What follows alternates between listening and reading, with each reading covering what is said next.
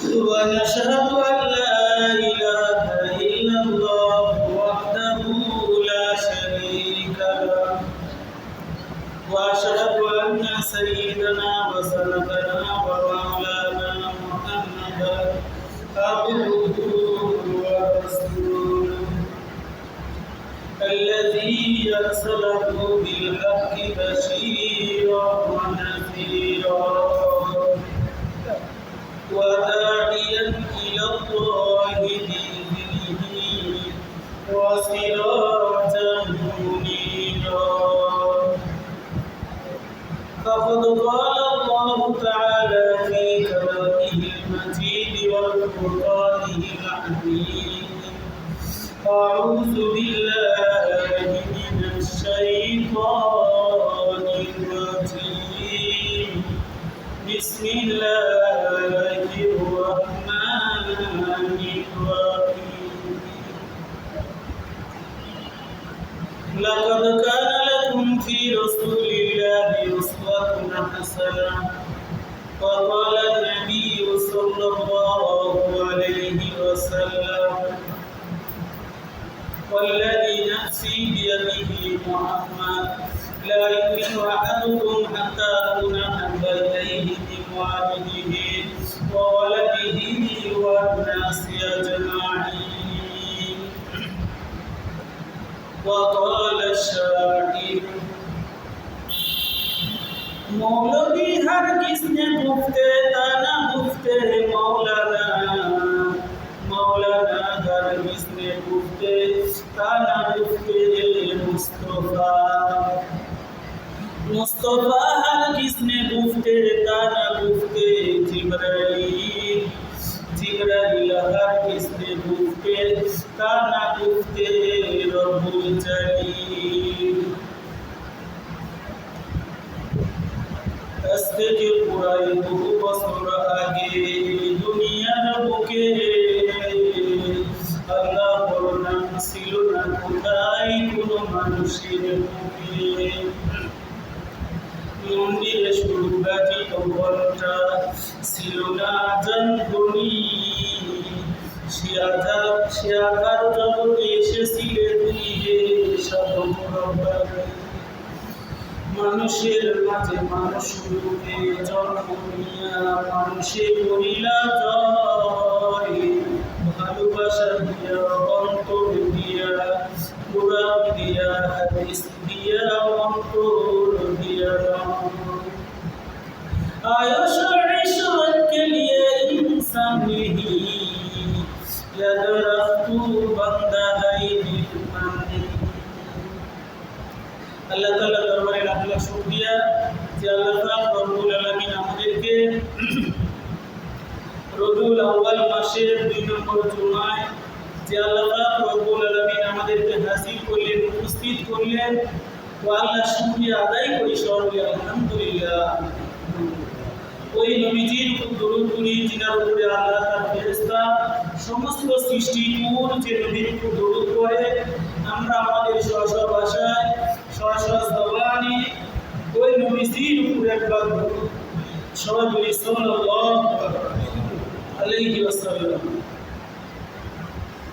সম্মানিত মুসলিম কিরাম রবিউল আউয়াল মাস নবীজির জন্মের মাস নবীজির মৃত্যুর মাস এই মাসে আমরা নবীজির সিরাত থেকে আলোচনা করতেছিলাম আজকেও ধারাবাহিক আলোচনা হবে ইনশাআল্লাহ যে আজকের আলোচনা নবীজির প্রকৃত আশেক কারা নবীজির প্রকৃত আশেক কারা এই বিষয়ে আলোচনা আমি আপনি যারা শহর বন্দরে ঘোরাফেরা করেন বিভিন্ন ওয়ালে লেখা থাকে বিশ্ব আশিকে রাসূল সাল্লাল্লাহু আলাইহি ওয়াসাল্লাম সম্পর্কে শুধু ওয়াল রাইটিং করলেন আর নবীজির নামে মিলাদ করলেন নবীজির জন্ম উপলক্ষে কেক কাটলেন নবীজির জন্ম উপলক্ষে জুসনে জুলুস মিছিল করলেন যে এগুলো করলে নবীজির প্রকৃত আশেক হওয়া যায় নবীজির প্রকৃত আশেক তারা যারা নবীজির মতে কি একমত তারাই কি নবী তাহলে নবীর মতে আমার একমত হতে হবে। এর একটা এক্সাম্পল, উদাহরণ, মনে করেন কোনো ব্যক্তি, মনে করলেন কোনো যুবক কোনো যুবতীকে ভালোবাসে, যুবতী যে কালার ভালোবাসে, যুবতী যে জিনিস খেতে ভালোবাসে, যুবক যদি সেই জিনিস না নিয়ে যায় তাহলে যুবতীর সঙ্গে কি হয়? ব্রেকআপ হয়। এটা দুনিয়ার কি আইন, যে দুনিয়ার ধারাই বলে যে তুমি আমাকে ভালোবাসো, তুমি আমাকে আশেক বানাইতে চাও, আমি যেটা পছন্দ করি না সেটাই কি তুমি বারবার করো, তুমি আমাকে ভালোবাসো। যে আরো এক্সাম্পল দেওয়া যায়, মনে করলেন কেউ আওয়ামী লীগ করে, তার বাড়িতে বিএনপির ছবি থাকলে কি হবে? তার প্রেম ভালোবাসা কি মিথ্যা? যে তুমি কি আওয়ামী লীগ করবে, তোমার বাড়িতে থাকবে শেখ মুজিবুর রহমানের ছবি, কিন্তু তোমার বাড়িতে জিয়াউর রহমানের ছবি কেন? আবার মনে করেন কেউ কি করলো, বিএনপি করলো, তার বাড়িতে আওয়ামী লীগের হাসিনার ছবি, লোকের ছবি, তাহলে যে ব্যাপারটা কি হয়ে যাবে? উল্টে হয়ে যাবে। যে তুমি মুখে এক বলো, কাজে কর্মে আরেকটা করো, যে তুমি প্রকৃত আশেক নও।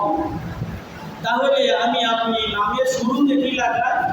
মোহাম্মদ, আব্দুল কুদ্দুস, মোহাম্মদ উম্মুক, মোহাম্মদ উম্মুক, যে নামের শুরুতে আমরা কি করি? মোহাম্মদ লাগাই, কিন্তু মোহাম্মদের আদর্শ আমার ভিতরে নেই। মোহাম্মদ সাল্লাল্লাহু আলাইহি সাল্লাম যে সিরাতে, যে সুরতে, যেভাবে চলতে বলেছে যে তুমি এইভাবে চলো, ওইভাবে চলো, কিন্তু আমি ওইভাবে চলি না, তাহলে আমি নবীজির মতে একমত হলাম না। নবীজির আশেকও দাবি করলে সেই দাবি করাটা হবে কি? মিথ্যা। সকল কথা বললাম। তাহলে যে আল্লাহ পাক রব্বুল আলামিন বলতেছে যে আমাকে যদি পাইতে চাও, সূরা আলে ইমরান, তাহলে আমার নবী যে মত, যে পথ নিয়ে আসছে তার অনুকরণ করো। অনুকরণ যদি তুমি নবীজির না করো, তাহলে তুমি যে দাবি করতেছো দাবিটা কি হবে? মিথ্যা। তাহলে যে আল্লাহর পয়গম্বর যখন হাসরের মাঠে সুপারিশ করবে, সে সময় কিছু উম্মতীরা আসবে, আসার পরে বলবে ইয়া রাসূলুল্লাহ, ইয়া হাবিবাল্লাহ, আমরা আপনার উম্মত, আমার জন্য কি করে সুপারিশ করে। আল্লাহর নবী কি বলবে? সুলতান মিমান গায়রা মিন বাদি, সরে যাও, দূর হয়ে যাও, তোমরা আমার উম্মত নও। যদি তোমরা আমার উম্মত হতে, তাহলে তোমার বেশভূষায়, তোমার চালচলন, তোমার কালচারে আমি নবীজির অনুসরণ এটা তোমার শরীরে ফুটে উঠত। তাহলে নবীজির সুন্নাহ আমরা মানি না, শুধু কি নবীজির উম্মত বলে দাবি করি, এটা মিথ্যা, ধোঁকাবাজি। আল্লাহর পয়গম্বর বলেন মান আতাআনি ফাকাদ আতা আল্লাহ, আল্লাহর পয়গম্বর বলেন যে আমার ইতাআত করবে, ফাকাদ আতা আল্লাহ, সে যেন আল্লাহর ইতাআত করলো। সবাই বলি সুবহানাল্লাহ। তাহলে নবীজির ইতাআত করলাম, নবীজিকে ভালোবাসলাম, প্রকৃতপক্ষে কাকে ভালোবাসা হবে? আল্লাহকে ভালোবাসা হবে। তাহলে আমি নবীকে ভালোবাসলাম, কিন্তু নবীজিকে কি করলাম না? নবীজি মানলাম না, নবীজির কথা অনুসারে চললাম না। মনে করে আমি আপনি অনেক বন্ধু বানাই, এই বন্ধুর সঙ্গে যদি মনে করে নৌকা সেলায় দেখা হলো, নৌকা সেলায় দেখা হওয়ার পরে এই বন্ধু কি অনেক ফল ফ্রুট, অনেক কিছু কিনে নিয়ে যা বলতেছে, দোস্ত তুই আমার অন্তরঙ্গ বন্ধু, আমি তোকে ভালোবাসি, এ খাবার যা দিলাম সব তুই খাবি, তোর সন্তান আমার বন্ধু না। যে তোর সন্তান আমার বন্ধু না, তাহলে ওই বাপ কি করবে? মন খারাপ করবে যে আমি, আমার বন্ধু তুমি ঠিক আছে, কিন্তু আমাকে তুমি খাবার দিতেছো, আমার সন্তানকে প্রত্যাখ্যান করতেছো। যদি তুমি হাকিকতান আমার বন্ধু হতে, প্রকৃত পক্ষে বাস্তব অর্থে, তাহলে তুমি আমার সন্তানকে খিলালে আমি কি হতাম? আমি বাবা কি অনেক খুশি হতাম। তাহলে আমরা পেতে চাই আল্লাহকে। আল্লাহ অপশান দিলেন কি?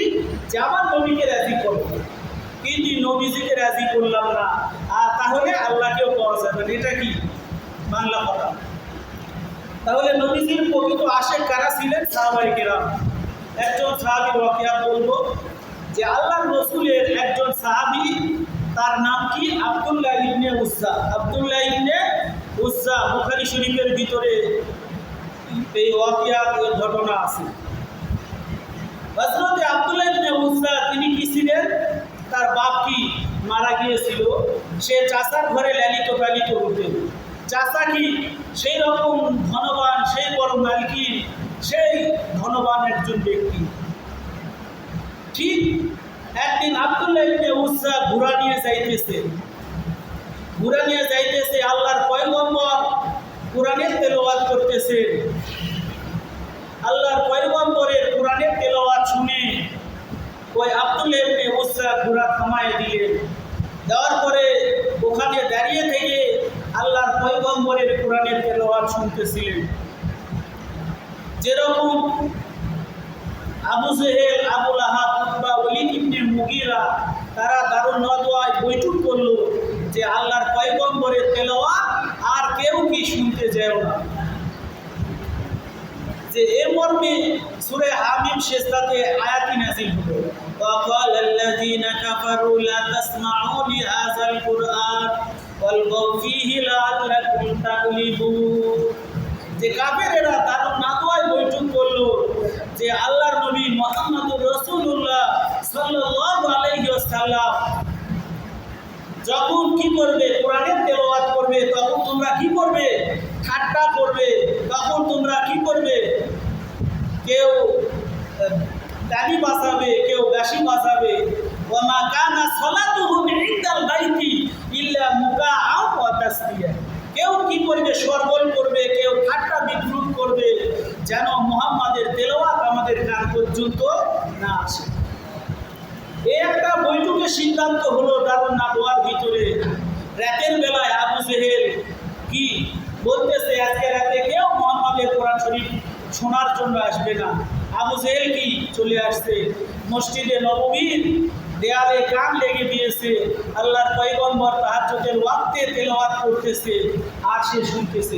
কিছুক্ষণ পরে আরো বড় বড় বিগ যারা আছে লিডার, তারা কি একের পর এক দেখা তো বলতেছে, আমরাই তো দারুন নাদওয়ারই বৈঠক করলাম যে মুহাম্মাদের তেলাওয়াত শোনা যাবে না, তোমরা কেন আসছো? তাহলে চিন্তা করে দেখেন, আল্লাহর পয়গম্বরের তেলাওয়াত শুনেছে, কিন্তু আল্লাহ তার কপালে হেদায়েত রাখে নাই। কিন্তু আব্দুল্লাহ ইবনে উজ্জা তিনি ঘোড়া নিয়ে সফর করতেছেন, আল্লাহর পয়গম্বরের তেলাওয়াত যখন শুনলেন তার ঘোড়া থামিয়ে দিয়ে বলতেছে যে আপনি কে? মান আনতা বিনাফসিক, আপনি কে? তখন বলতেছে আনা মুহাম্মদ সাল্লাল্লাহু আলাইহি ওয়াসাল্লাম। আব্দুল্লাহ ইবনে উজ্জা প্রশ্ন করলেন যে আপনি কে? তখন আল্লাহর পয়গম্বর বললেন আমি মুহাম্মাদুর রাসূলুল্লাহ সাল্লাল্লাহু আলাইহি ওয়াসাল্লাম। তখন বলতেছে আপনার জবান থেকে যে আওয়াজ বাইর হইতেছে খুব মিষ্টি আওয়াজ, আবার আপনার শরীর থেকে এত সুন্দর সুঘ্রাণ আসতেছে যে আমি এত ধনীর ছেলে, আমি এত সুন্দর সুন্দর পারফিউম, সুন্দর সুন্দর কি সেন্ট খুশবু ব্যবহার করি যে তার চাইতে আপনার সুগন্ধি আরো কি উত্তমের কারণ। আম্মা জান আয়েশা বলেন আল্লাহর পয়গম্বর যখন ঘামাক্রান্ত হতে তখন আল্লাহর পয়গম্বরের শরীর থেকে যে ঘামগুলো নির্গত হতো, আম্মা জান আয়েশা বলে এই ঘামগুলো আমি শিশি বোতলে ভরে রাখতাম, যে কোনো বিবাহের অনুষ্ঠানে গেলে ওই ঘামগুলো আমি মানুষদেরকে দিতাম, ওই ঘাম থেকে মেশকো আমরের সুঘ্রাণ আসতো। সবাই বলি সুবহানাল্লাহ। তাহলে কেমন নবী? যে নবীর গাও ঘামলে কি হয়? সুগন্ধি বাইর হয়। আমার আপনার গাও ঘামলে কি হয়? দুর্গন্ধ টিকা যায় না। দেখছে না ব্যবহার করে কেউ দামি দামি দেশি বিদেশি পারফিউম ব্যবহার করে, তারপরেও কি শরীরের এত গন্ধ। তাহলে আল্লাহর পয়গম্বরের শরীর থেকে এত মিষ্টি আম্বরের মতো সুঘ্রাণ আসতেছে, তখন আব্দুল্লাহ ইবনে উজ্জা বলতেছে যে আপনি আপনার শরীর থেকে এত সুঘ্রাণ আসতেছে এর কারণ কি? তখন বলতেছে এটা আল্লাহ আমাকে দান করেছে। ঠিক আল্লাহর পয়গম্বরের সাথে কথোপকথন করে আব্দুল্লাহ ইবনে উজ্জা চলে গেলেন। যাওয়ার পরে চাচার সঙ্গে একই টেবিলে রাতের বেলায় কি করতেছেন, ডিনার করতেছেন, খানা পিনা করতেছেন, আর বলতেছেন চাচা আপনি বলে দেন মুহাম্মদ রাসূলুল্লাহ সাল্লাল্লাহু আলাইহি সাল্লাম সে মানুষটা কিরকম। তখন বলতেছে মুহাম্মদুর রাসূলুল্লাহ সাল্লাল্লাহু আলাইহি ওয়াসাল্লাম যে তিনি কি মক্কার ভিতরে তার চাইতে ভালো মানুষ আর কেউ নাই। সবাই বলি সুবহানাল্লাহ। একজন কাফির সাক্ষ্য দিতেছে যে আল্লাহর পয়গম্বরের চাইতে ভালো মানুষ আর কেউ নেই। তখন আব্দুল্লাহ ইবনে উজ্জা বলতেছে চাচা যদি মুহাম্মদ ভালোই হয় তাহলে ভালোর কালেমাটা আপনি পড়েন, যদি আপনি পড়েন তাহলে আমি ভাতিজা আমার পড়তে কি নেই, কোনো অসুবিধা নেই। চাচা বলতেছে হে আব্দুল্লাহ ইবনে উজ্জা খবরদার খবরদার এই ভুল করিস না। যদি তুই মুহাম্মাদের কালেমা পড়িস তাহলে আমি তোকে যে ধন সম্পদ দিয়েছি, যে অ্যাবিলিটি তোকে দিয়েছি সবগুলোই আমি এগুলো ছিনিয়ে নিব। আব্দুল্লাহ ইবনে উজ্জা বলতেছে চাচা আমি অনেক দিন থেকে আশায় ছিলাম যে আপনি একবার মুহাম্মাদের কালেমা পড়বেন, আপনি মুহাম্মাদের কালেমা পড়লে আমার জন্য রাস্তা ক্লিয়ার, আমিও কালেমা পড়তে পারবো। চাচা যখন অস্বীকার করলেন আব্দুল্লাহ ইবনে উজ্জা মুহাম্মদুর রাসূলুল্লাহ সাল্লাল্লাহু আলাইহি ওয়াসাল্লামের কালেমা পড়লেন, লা ইলাহা ইল্লাল্লাহু মুহাম্মাদুর রাসূলুল্লাহ সাল্লাল্লাহু আলাইহি ওয়াসাল্লাম। তাহলে এই কালেমা যখন পড়ে ফেলালেন চাচা বলতেছে তুমি আমার কথা মানলে না, ঠিক আছে আমার যা জিনিস তোমাকে দিয়েছিলাম সবগুলোই তুমি খুলে দাও। ঠিক আব্দুল্লাহ ইবনে উজ্জা কি করলেন, তার শরীরের সমস্ত জামা কাপড় দিয়ে দিলেন, তার উট ছাগল ভেড়া মুরগি যা ছিল সব চাচাকে ফেরত দিয়ে দিলেন। এখন একটা লুঙ্গি পরে আব্দুল্লাহ ইবনে উজ্জা যাইতেছে, এমন সময় চাচা সামনে দাঁড়িয়ে বলতেছে হে আব্দুল্লাহ ইবনে উজ্জা তোমাকে বলেছিলাম যে মুহাম্মাদের কালেমা পড়ো না, যদি পড়ো আমি তোমাকে যা দিয়েছি সবগুলোই ছিনিয়ে নিব। তাহলে তোমার শরীরে সব কিছুই তুমি দিয়েছো, তাহলে তোমার গায়ে যে লুঙ্গি এই ইজার এটা খুলে দিয়ে দাও। তখন আব্দুল্লাহ ইবনে উজ্জা বলতেছে চাচা একটু মেহরবানি করে, আমি অ্যাডাল্ট হয়ে গেছি, আমি যুবক সন্তান, 18 বছরের টকটকে যুবক, আপনি আমার শরীর উলঙ্গ করে যদি আমার লুঙ্গি নিয়ে নেন তাহলে আমি লজ্জায় পড়ে যাব। চাচা বলতেছে মুহাম্মাদের কালেমা পড়েছিস, আমার কোনো টাকার জিনিস তোর শরীরে থাকতে পারে না। আব্দুল্লাহ ইবনে উজ্জা কি করলেন, তার গায়ে লুঙ্গিটাও চাচার জড়াজড়িতে খুলে দিয়ে দিলেন, চাচার মুখে ফিকে মারলেন যে না তোমার লুঙ্গি তুমি নিয়ে নাও, আমি মুহাম্মাদের কালেমা পড়েছি, আমি কি সব ছাড়তে রাজি আছি। সবাই বলি সুবহানাল্লাহ। সব ছাড়তে আছে, আর আমি আপনি কি ভারতে আল্লাহ রসুলের উপর কটূক্তি করা হলো, একটা মিছিল মিটিং করারও কি নেই, এই উম্মতের সময় নেই।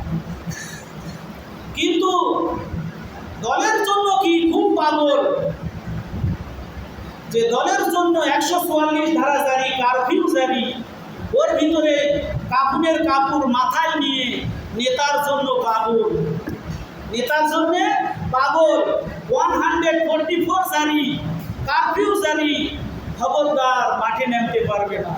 কাফনের কাপড় নিয়ে নেতার জন্য কি করতেছে, রাজপথে নামতেছে। বিশ্বনবী যে নবী সুপারিশ না করলে আসরের মাঠে কোনো আম্বিয়ায়ে কেরাম আমার আপনার জন্য রেকমেন্ড সুপারিশ করতে পারবে না। সেই নবীর উম্মত, দামি উম্মত, কিন্তু নবীর জন্য আমার মায়া লাগে না। যে সোশ্যাল মিডিয়ায় একজন ভণ্ড মুরতাদ আল্লাহর পয়গম্বরকে মুরুর ডাকাত বলতেছে, কি বলতেছে যে মুহাম্মদ এ মুরুর ডাকাত, কুরআন শরীফের পৃষ্ঠা ছিঁড়ে ছিঁড়ে তার পায়ের উপরে ফেলতেছে আর ওগুলো সে দাবাইতেছে। বাংলাদেশের একজন নাম হলো নাস্তিক আসাদ নূর।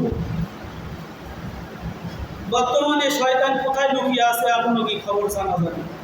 তাহলে শয়তান সোশ্যাল মিডিয়ায় কি করতেছে, আমার নবীকে এখন সময় করতেছে, আর কোরআনের কিনে নিয়ে আসা ওগুলো কি কোরআনের পৃষ্ঠার উপরে দাঁড়িয়ে এগুলো লাইভ দেখাইতেছে। নাউজুবিল্লাহ। তাহলে একটু চিন্তা করে, যে নবী আমার আপনার জন্য হাসরের মাঠে কি করবে, সুপারিশ করবে, এই নবীর জন্য আমরা উম্মত পাগল না যে শুধু কি নামের শুরুতে মোহাম্মদ লিখি, কিন্তু মোহাম্মদের কিচ্ছুই নাই। যেগুলো বললাম, আমি নবীর উম্মত দাবি করি, আমি টুপি রাখতে পারি না মাথায়, মুখে দাড়ি রাখতে পারি না, নবীজির সুন্নত আমি মানতে পারি না, খাওয়ার সময় দস্তরখান বিছিয়ে খানা খাওয়া, পাঁচ ওয়াক্ত নামাজের সময় মিসওয়াক করা, যে আরো অসংখ্য সুন্নাত আছে, আমরা কোনো সুন্নতই মানি না। শুধু কি জুমার দিন ইনভাইট পেলে খাওয়ার শেষে মিষ্টি খাওয়া সুন্নত। কোন সুন্নত? মানে খাওয়ার শেষে মিষ্টি খাওয়া সুন্নত। তাড়াতাড়ি দই মিষ্টি নিয়ে আসুন। যে গরু খাসি খাসি এখন দই মিষ্টি না খেলে কেমন লাগে? খাওয়ার শেষে মিষ্টি খাওয়া সুন্নত, এই একটা বর্তমানে জারি আছে দুনিয়া। তাহলে আল্লাহর রাসূলের আশেক প্রকৃত কারা ছিলেন? সাহাবায়ে কেরাম। তার শরীরের সব কিছু খুলে চাচার মুখে ভিটা মারলেন যে আমি মুহাম্মাদের অনুসারী, আমি মুহাম্মাদের উম্মত দাবি করি, আমি তোমার মতো নাস্তিক চাচার কোনো জিনিস আমার শরীরে থাকবে না।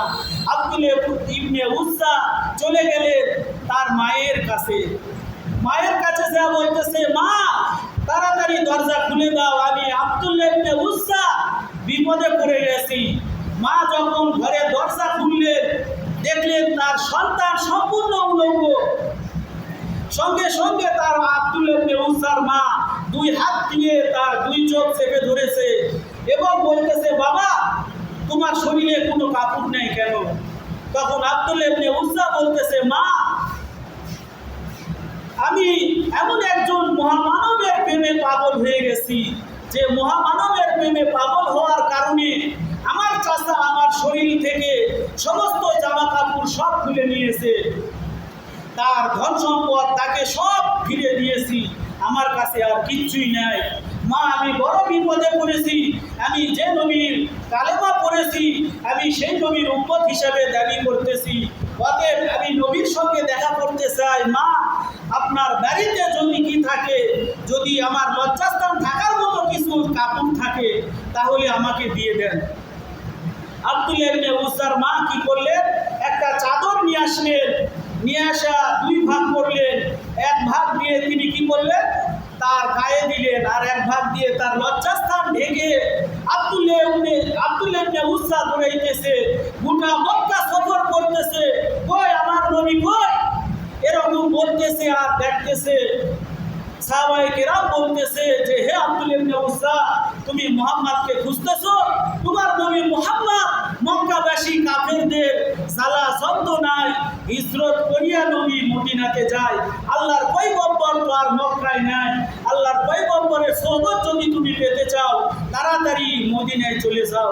আব্দুল্লাহ ইবনে উজ্জা তিনি যুবক ছেলে, 18 বছরের যুবক, তিনি লজ্জাস্থান একটু ঢেকে নিয়ে সামান্য কিছু কাপড় শরীরে পরে ওইভাবেই তিনি দড়িয়ে হামাইতে আল্লাহর পয়গম্বরের কাছে চলে গেলেন। আল্লাহর পয়গম্বর সে সময় কোরআন তেলাওয়াত করতেছেন। আব্দুল্লাহ ইবনে উজ্জা মসজিদে নববীর পাশে দাঁড়িয়ে সে শিশু বাচ্চার মতো কাঁদতেছে যে আমার শরীরে কোনো জামা কাপড় নাই, আল্লাহর পয়গম্বরের মজলিসে আমি হাজির হইতে পারতেছি।